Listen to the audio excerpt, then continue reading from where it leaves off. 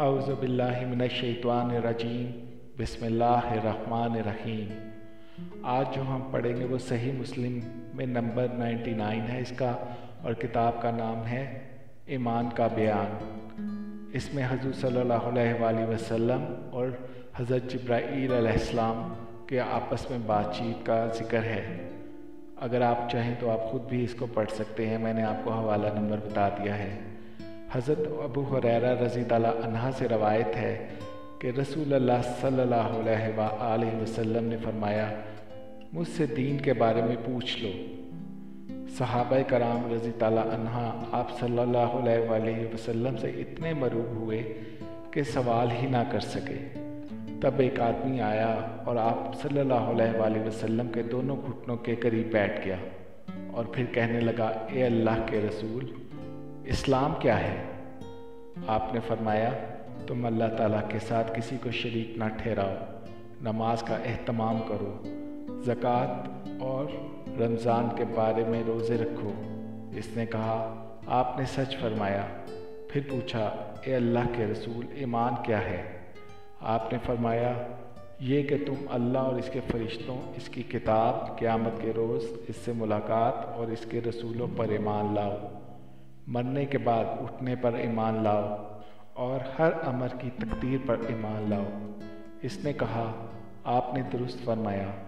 फिर कहने लगा, ए अल्लाह के रसूल, एहसान क्या है? आपने फरमाया, तुम अल्लाह ताला से इस तरह डरो गोया तुम इसे देख रहे हो, फिर अगर तुम इसे देख नहीं रहे तो वो यकीनन तुम्हें देख रहा है। इसने कहा, आपने सही फरमाया। फिर पूछा, ए अल्लाह के रसूल, क़यामत कब कायम होगी? आपने जवाब दिया, जिससे क़यामत के बारे में पूछा जा रहा है वो पूछने वाले से ज़्यादा नहीं जानता। मैं तुम्हें इसकी अलामात बताए देता हूँ। जब देखो कि औरत अपने आका को जन्म देती है तो ये इसकी निशानियों में से है, और जब देखो कि नंगे पाँव और नंगे बदन वाले, गूंगे और बहरे ज़मीन के बादशाह हैं तो ये इसकी अलामत में से है, और जब देखो कि भेड़ बकरियां के चरवाहे ऊंची से ऊंची इमारत बनाने में बाहम मुकाबला कर रहे हैं तो ये भी इसकी निशानियों में से है। ये क़यामत का वकू गैब की इन 5 चीज़ों में से है जिनको अल्लाह ताला के सिवा कोई नहीं जानता।